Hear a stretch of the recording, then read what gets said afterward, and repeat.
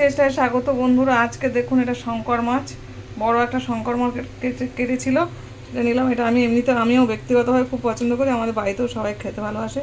এটা আলু টমেটো দিয়ে মাংসের মতো করে রান্না করব। ধনেপাতা দেবো, গরম মশলা দেবো, শুধু মাছ, হেভি খেতে লাগে।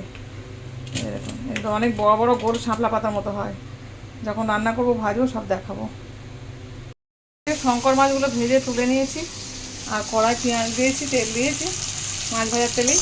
এবারে আমি এটাকে ভাজবো, ভেজে আলুগুলো ভেজে মশলা দিয়ে কষিয়ে আপনাদেরকে দেখাচ্ছি মশলা দিয়ে কথা বলবো। এখন পেঁয়াজগুলো ভেজে নিই, ফিরে আসবো। ভালো করে ভাজা হয়ে গেছে, এবার আলুগুলো দিচ্ছি। আলুগুলো এরকম করে কেটে নিয়েছি।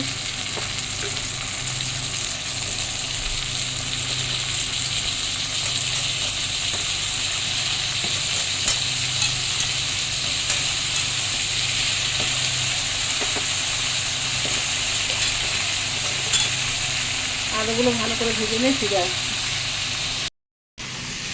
টমেটোগুলো দিয়ে দিলাম, টমেটোগুলো দিয়ে নুন দিয়েছি একটু, টমেটোগুলো ভাজা হয়ে গেলে তবে আদা রসুন দেবো।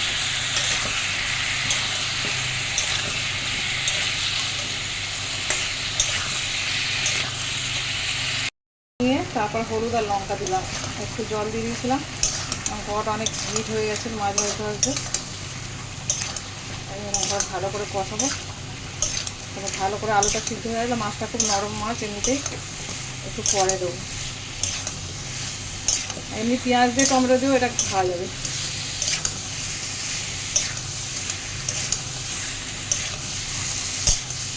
পরে ফিরে আসছি বন্ধুরা।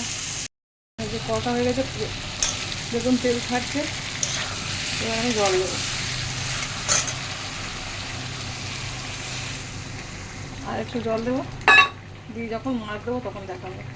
সুন্দর দেখতে হয়েছে একদম। মাছটা দেখুন কেমন, মানে স্তরে স্তরে সাজানো মাংসগুলো, মাছের মাংসগুলো। একে শঙ্কর মাছ বলে। শঙ্কর মাছ রান্না করেছি, আলু টমেটো ধনেপাতা গরম মশলা সব দিয়ে রান্না করেছি। নিত্য নতুন রেসিপি পেতে আমার চ্যানেলটা লাইক করবেন, শেয়ার করবেন। অনেক ভালো থাকবেন। Tata tata tata.